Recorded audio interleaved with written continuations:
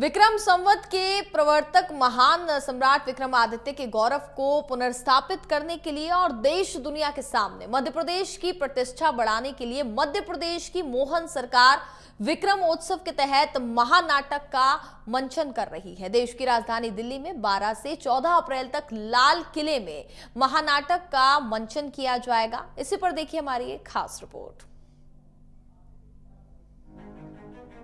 मध्य प्रदेश के डॉक्टर मोहन यादव सरकार विक्रम उत्सव के तहत सम्राट विक्रमादित्य के गौरव को पुनः स्थापित करने के लिए महानाटक विक्रमादित्य का मंचन कर रही है। इस भव्य नाटक का प्रदर्शन 12 से 14 अप्रैल तक दिल्ली के ऐतिहासिक लाल किले में होगा।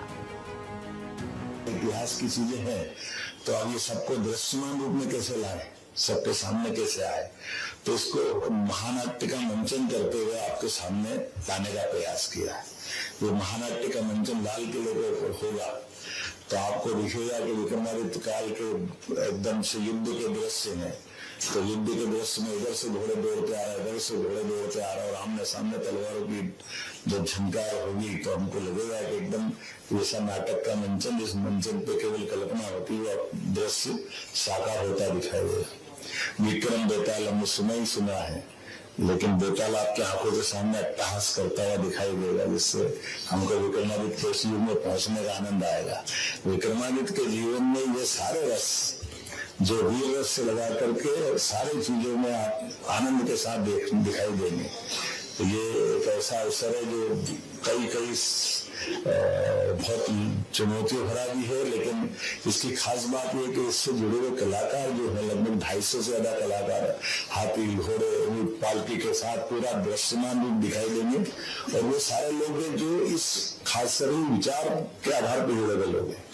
कोई डॉक्टर है, कोई वकील है, कोई इंजीनियर है, कोई अलग अलग प्रकार के व्यवसाय करने वाले लोग हैं, लेकिन मिशन के लिए वो सब महानाट्य में पात्र बन करके इस विषय को जनता के सामने लाना चाहते हैं। महानाटक विक्रमादित्य ने अब तक 52 शानदार और सफल शो पूरे किए हैं। इस नाटक का प्रदर्शन पहले हैदराबाद, प्रयागराज, आगरा और उज्जैन में भी किया जा चुका है और अब दिल्ली के बाद 24 से 26 मई तक भोपाल में भी इस नाटक का मंचन होगा।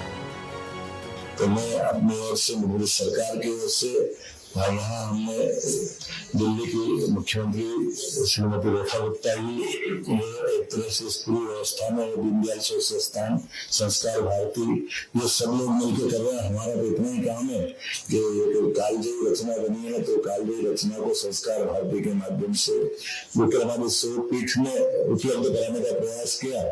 लेकिन दिल्ली भारत का दिल है और ये हमारा वर्तमान का स्वर्ण काल चल रहा है शासन का, तो इससे हमारे अतीत के गौरवशाली नायकों को जनता के सामने लाने के लिए इससे अच्छा कौन सा अवसर हो सकता है।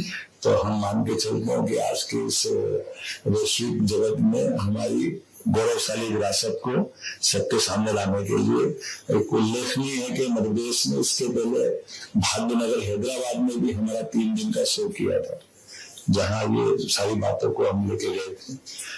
भारत के हर राज्य में विक्रमादित्य को उतने आदर सत्कार मिलता है, लेकिन दोबारा सब राज्यों में जाकर के विक्रमादित्य उस काल को हम जीवित करने का प्रयास करें। आपको बता दें कि सम्राट विक्रमादित्य के इस महानाटकीय प्रदर्शन में महाराज विक्रमादित्य के पिता महाराज महेंद्र आदित्य की भूमिका मुख्यमंत्री डॉक्टर मोहन यादव ने 1 दशक पहले निभाई थी। मुख्यमंत्री डॉक्टर मोहन यादव रंगकर्म और नाट्य कला में विशेष रुचि रखते थे और वो इस भूमिका में खुद को उतारने के लिए आगे आते थे। बहरहाल मध्य प्रदेश सरकार की ये पहल न केवल विक्रमादित्य के ऐतिहासिक योगदान को पुनः जागृत कर रही है, बल्कि इससे राज्य की प्रतिष्ठा को भी अंतर्राष्ट्रीय मंचों पर बढ़ावा मिल रहा है। Bureau report, India news, Madhya Pradesh, Chhattisgarh.